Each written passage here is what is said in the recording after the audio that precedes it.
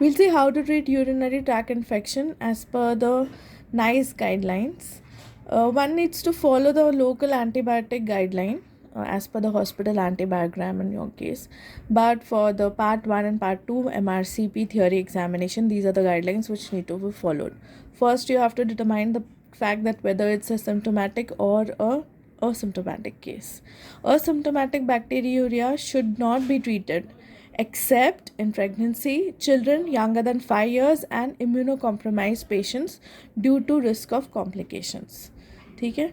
Now, non-pregnant female who's symptomatic will be treated with trimethoprim or nitrofurantoin for 3 days.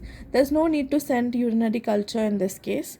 You will send urinary culture only if the patient is more than 65 years or has got signs and symptoms or a test which suggests hematuria.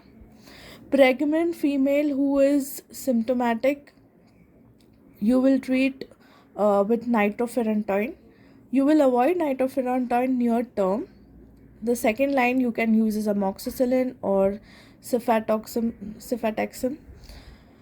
Trimethoprim is teratogenic, therefore is totally avoided in pregnancy. Urinary culture needs to be sent in all cases. So you will send a baseline urinary culture before starting the treatment. In case of asymptomatic pregnant women, you will first send a urinary culture. Then you will give nitrofurantoin or amoxicillin cefotaxime for 7 days.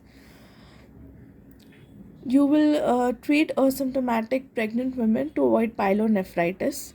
Now, after 7 days, you need to do a urinary culture to determine whether it is completely treated in case of pregnant or symptomatic patients. In men, you will do you will give nitrofurantoin or trimethoprim for 7 days, and you will do urinary culture for all cases before the treatment. In case of catheterized symptomatic patient needs to be treated only, okay, for 7 days, and you have to either remove or replace catheter if it has been placed for 7 days. In case of acute pyelonephritis, which will be tested on the labs, you will give any second or third generation cephalosporin or fluoroquinolone for 10 to 14 days. Now you need to understand that only gram-negative bacteria will show nitrate positivity. The most common cause, especially in females, is E. coli. Gram-positive bacteria will not show nitrate positivity because it's unable to reduce nitrates. So, gram-positive, nitrate-negative does not rule out urinary tract infection. Okay, so this is unable to reduce nitrates, and the patient might be suffering from or infected with staph saprophyticus, which is the second most common cause of urinary tract infection, especially in females.